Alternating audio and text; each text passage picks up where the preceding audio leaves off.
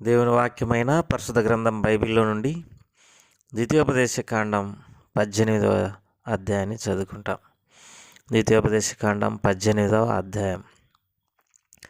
యాజకులైన లేవీయులకు అనగా లేవీ గోత్రికులకందరికీ ఇజ్రాయేలీయులతో పాలైనను స్వాస్థ్యమైనను ఉండదు. వారు యెహోవా హోమద్రవ్యములను తిందురు, అది వారి హక్కు. వారి సహోదరులతో వారికి స్వాస్థ్యం కలగదు. యెహోవా వారితో చెప్పినట్లు ఆయనే వారికి స్వాస్థ్యం.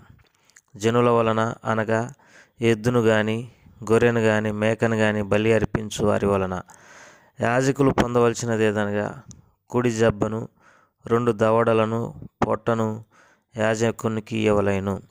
నీ ధాన్యములోను నీ ద్రాక్షరసములోను నీ నూనెలోను ప్రథమ ఫలములను నీ గొర్రెల మొదటి బొచ్చును అతనికి ఇవ్వవలెను. నిత్యం యెహోవా నామమున నిలిచి సేవ చేయుటకు నీ గోత్రములన్నిటిలోనూ అతనిని అతని సంతతి వారిని నీ దేవుడైన యెహోవా ఏర్పరచుకుని ఉన్నాడు. ఒక లేవీయుడు ఇజ్రాయేలీయుల దేశమున తాను విదేశీగా నివసించిన నీ గ్రామములలో ఒక దాని నుండి యెహోవా ఏర్పరచుకున్న స్థలమునకు మిక్కిలి మక్కువతో వచ్చినప్పుడు అక్కడ యెహోవా సన్నిధిని నిలుచుచు లేవీయులైన తన గోత్రపు వారు చేయునట్లు అతడు తన దేవుడైన యెహోవా నామమున సేవ చేయవలెను. అమ్మబడిన తన పిత్రార్జితం వలన తనకు వచ్చినది కాక అతడు ఇతరుల వలె వంతును అనుభవింపవలెను. నీ దేవుడైన యెహోవా నీకిచ్చున్న దేశమున నీవు ప్రవేశించిన తర్వాత ఆ జనముల హేయ కృత్యములను నీవు నేర్చుకొనకూడదు. తన కుమారుణ్ణైనను తన కుమార్తెనైనను అగ్నిగుండం దాటించు వానినైనను శకునం చెప్పు సోదెగానినైనను మేఘ శకునములను గాని సర్పశకునములను గాని చెప్పు వానినైనను చిల్లంగి వానినైనను మాంత్రికునినైనను ఇంద్రజాలకునినైనను కర్ణపిశాచి నడుగు వానినైనను దయ్యముల యొద్ద విచారణ చేయు వానినైనను మీ మధ్య ఉండనీయకూడదు. వీటిని చేయు ప్రతి వాడుని యెహోవాకు హేయుడు. ఆ హేయులైన వారిని బట్టి నీ దేవుడైన యెహోవా నీ ఎదుట నుండి ఆ జనములను వెళ్ళగొట్టుచున్నాడు. నీవు నీ దేవుడైన యెహోవా యొద్ద యథార్థపరుడవై ఉండవలెను. నీవు స్వాధీనపరచుకొనబో జనములు మేఘశకునములను చెప్పు వారి మాటను సోదెగాండ్ర మాటను విందురు. నీ దేవుడైన యెహోవా నిన్ను అలాగున చేయనీయుడు. హోరేబులో ఆ సమాజ దినమున నీవు నేను చావకెండినట్లు మళ్ళీ నా దేవుడైన యెహోవా స్వరము నాకు వినబడకుండునుగాక, ఈ గొప్ప అగ్ని నాకు ఇకను కనబడకుండునుగాక అని చెప్పితివి. ఆ సమయమున నీ దేవుడైన యెహోవాను నీవు అడిగిన వాటన్నిటి చొప్పున నీ దేవుడైన యెహోవా నీ మధ్యను నా వంటి ప్రవక్తను నీ సహోదరులలో నీ కొరకు పుట్టించును. ఆయన మాట నీవు వినవలెను. మరి యెహోవా నాతో ఇట్లనెను, వారు చెప్పిన మాట మంచిది. వారి సహోదరుల నుండి నీ వంటి ప్రవక్తను వారి కొరకు పుట్టించెదను. అతని నోట నా మాటలను ఉంచుదును. నేను అతనికి ఆజ్ఞాపించినది యావత్తును అతడు వారితో చెప్పును. అతడు నా నామమున చెప్పు నా మాటలు వినని వానిని దాని గూర్చి విచారణ చేసేదను.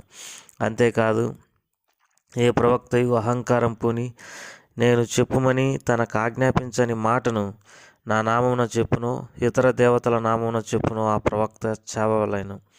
మరియు ఏదో ఒక మాట యెహోవా చెప్పినది కాదని మేము ఎట్లు తెలుసుకొనగలమని మీరు అనుకునే ఎడల ప్రవక్త యెహోవా నామమున చెప్పునప్పుడు ఆ మాట జరగకపోయిన ఎడలను ఎన్నడూ నెరవేరకపోయిన ఎడలను అది యెహోవా చెప్పిన మాట కాదు.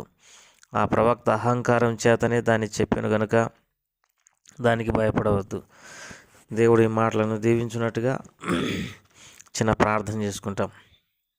ప్రేమగల తండ్రి, దయగల ప్రభా, పరిశుద్ధమైనటువంటి దేవా, మరొకసారి నీకు కృతజ్ఞతలు స్తోత్రం చెల్లిస్తూ శ్రేష్టమైనటువంటి నీ మాటలను బట్టి నీ వాక్యాన్ని బట్టి నేను స్తుతిస్తూ ఆరాధిస్తున్నాం. ప్రభా, జుంటి తేనె ధారల కంటే శ్రేష్టమైన మధురమైన నీ వాక్యాన్ని మీరు మాకు అనుగ్రహించినందుకై స్తోత్రములు.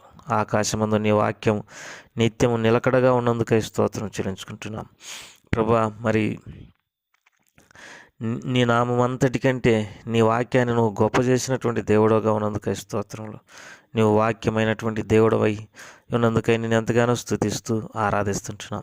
ద్వితీయోపదేశకాండం 18వ అధ్యాయాన్ని మా కొరకై ఆశీర్వదించమని యేసు ప్రభువారి నామం పేరట స్తుతించి ప్రార్థించి అడిగి వేడుకుంటున్నాం తండ్రి. ద్వితీయోపదేశకాండం 18వ అధ్యాయంలో మరి మొదటి వచనంలో యాజకుల గురించి, లేవీల గురించి దేవుడు ఇజ్రాయేలులందరితో సెలవిచ్చిన మాట ఏంటంటే, యాజకులైన లేవీయులకు అనగా లేవి గోత్రికులకందరికీ ఇజ్రాయేలులతో పాలైనను స్వాస్థ్యమైన ఉండదు. వారు యెహోవా హోమద్రవ్యములను తిందురు, అది వారి హక్కు. ఇజ్రాయేలుల మధ్య లేవి గోత్రానికి స్వాస్థ్యం లేదు. వారు యెహోవా హోమద్రవ్యములను తినడం వారి హక్కుగా దేవుడు అది ఎంచినాడు. మరి దేవుడు లేవీయులను మరి తనకు యాజకులుగా సేవ కొరకై వారిని ఏర్పరచుకున్నాడు. ఎందుకు లేవి గోత్రాన్ని మాత్రమే మరి దేవుడు తన సేవ కొరకై ఏర్పరచుకున్నాడు అని అంటే, లేవీయులు మరి విశ్వాసంలో ఉన్నటువంటి వాడు. నిర్గమకాండం 2వ అధ్యాయంలో ఆమ్రాము, ఎకేపేదు అనగా మోసే తల్లిదండ్రులు మరి వారు లేవీయులు. వారు రాజాజ్ఞకు భయపడక మోసేను 3 నెలలు 3 నెలలు దాచిపెట్టినారు. అంటే వారికి దేవుని మీద విశ్వాసం ఉంది. మరి ఆ కారణాన్ని బట్టి తమ కుమారుణ్ణి దాచిపెట్టినప్పటికీ ఆ తర్వాత నైలు నదిలో మరి జంపుపెట్టెలో పెట్టి నైలు నదిలో వదిలినప్పుడు ఫరో కుమార్తె మోషేను తీసుకొని పెంచి ఆ తర్వాత మరి పెద్దవానిగా చేసింది. అయితే అతడు ఇజ్రాయేల్ ప్రజలను దేవుని ఆజ్ఞను బట్టి విడిపిస్తూ వచ్చినాడు. మోషే ఎంతో గొప్ప సదవరి అయినప్పటికీ, తర్వాత ఎంతో డబ్బున్న వాడైనప్పటికీ, ఫరో తర్వాత రాజు కావలసినటువంటి వాడైనప్పటికీ దేవుని కొరకై అన్నిటిని కోల్పోయి దేవుని ప్రజలతో శ్రమ అనుభవించినాడు. దేవుడు ఎందుకు లేవి గోత్రాన్ని ఏర్పరచుకున్నాడంటే, వారు దేవుని విషయమై విశ్వాసం కలిగినటువంటి వారు. ఆ కారణాన్ని బట్టి దేవుడు వారిని ఏర్పరచుకున్నాడు.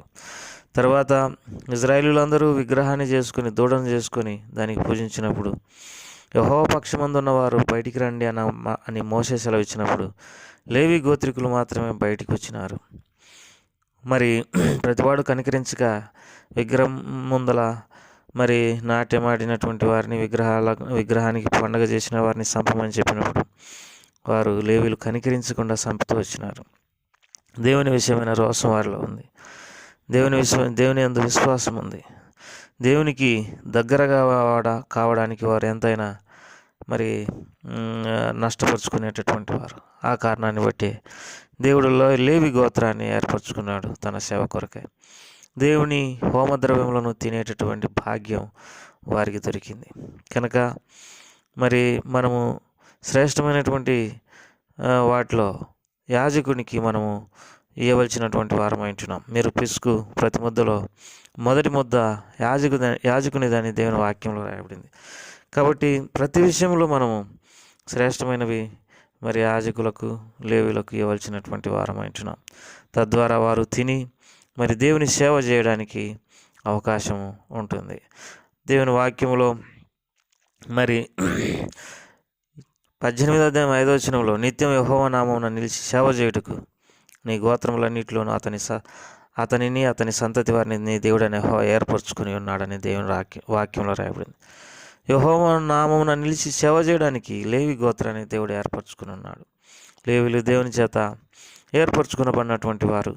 ఏర్పరచుకునబడినటువంటి దేవుని ప్రజలను మనం గౌరవించాల్సినటువంటి వారమై ఉంటున్నాం. వారిని మర్చిపోక జాగ్రత్తగా చూసుకొనవలసినటువంటి వారమై ఉంటున్నాం.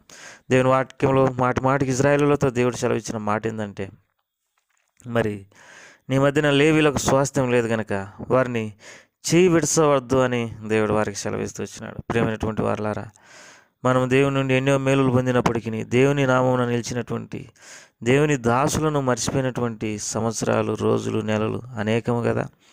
మనకు వారి విషయమై ఎంత మాత్రము శ్రద్ధ పట్టింపు ఉండదు. కానీ వారి మీద ఎన్నో రీతులుగా మరి మనము మరి ద్వేషాన్ని పెంచుకునేటటువంటి వారంగా ఉందాము. ఎంత బాధాకరమైనటువంటి విషయం.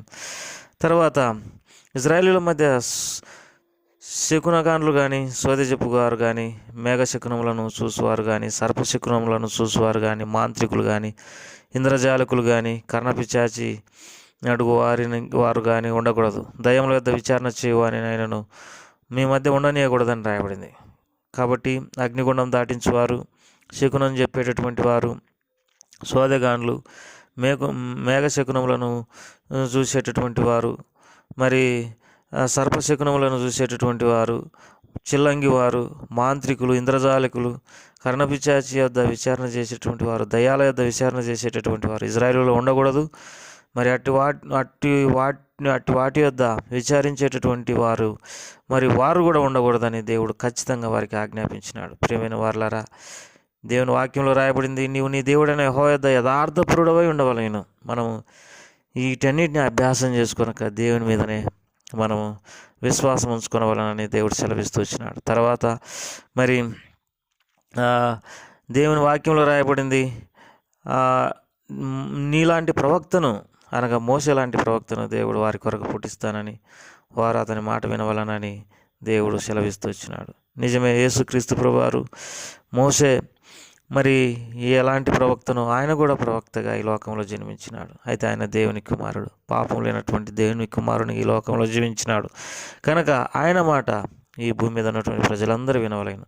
ఆయనే మానవులమైన మన కొరకై మరి ఆయన ప్రాణం అర్పించినాడు. చివరిగా ఒక ప్రవక్త చెప్పినటువంటి మాట నెరవేరనప్పుడు అతడు అహంకారం చేత చెప్పినాడని మనము తీర్పు తీర్చవచ్చు.